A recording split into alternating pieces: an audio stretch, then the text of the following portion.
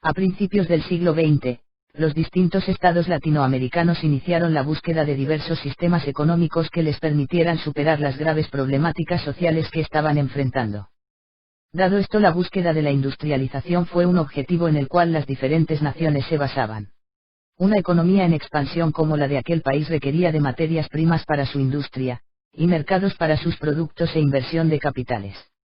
Fue así como, bajo el imperativo de la dinámica del capitalismo, los norteamericanos comenzaron a penetrar con sus capitales y empresas alrededor de todo el mundo. La Primera Guerra Mundial fue entonces un conflicto armado a escala mundial desarrollado entre los años 1914 y 1918, este tuvo su origen en Europa, se transformó en el primer conflicto en cubrir más de la mitad del planeta.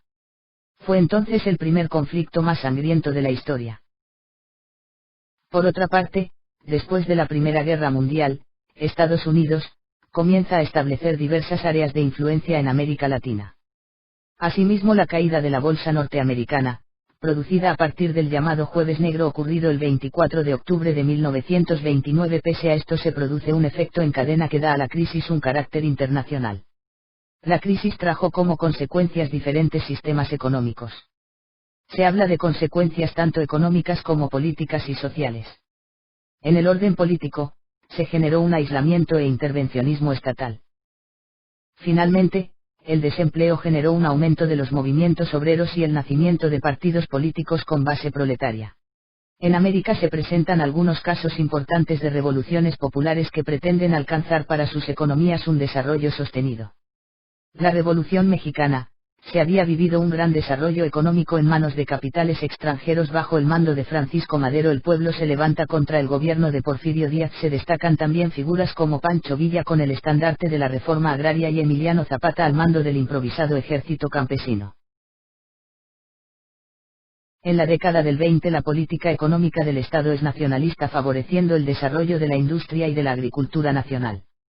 Se dictan leyes que favorezcan las relaciones entre obreros y patrones, pero no sirven para detener las movilizaciones obreras. La Revolución Cubana fue un conflicto de Cuba independizada de España recién a fines del siglo XIX. Permaneció ocupada militarmente por Estados Unidos hasta 1902, extendiendo su influencia hasta 1959. En 1959 un grupo de revolucionarios dirigidos por Fidel Castro derroca al gobierno de Fulgencio Batista, convencido de que la restauración democrática solo sería posible por la dicha vía. La Guerra Fría específicamente nos da a entender que esta guerra fue una rivalidad que enfrentó a Estados Unidos y la Unión Soviética y sus respectivos aliados tras la Segunda Guerra Mundial. Este conflicto fue la clave de las relaciones internacionales mundiales durante casi medio siglo. Esta se libró en los frentes políticos económicos, solo de forma muy limitada en el frente militar.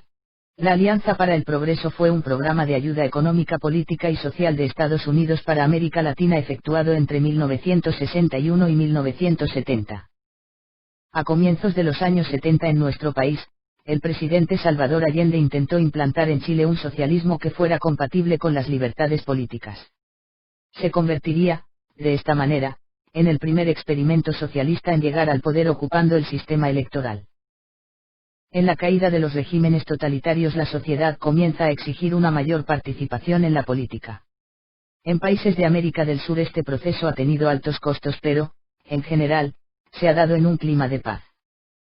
La mayoría de los especialistas concuerda en la opinión de que el crecimiento económico de América Latina se puede consolidar bajo sistemas democráticos de convivencia social.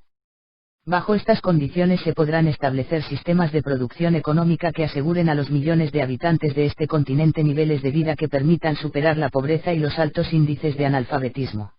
Este periodo le da entrada a nuevas reformas sociales que hasta este punto se han llevado de esa manera y se han tratado de mejorar día a día.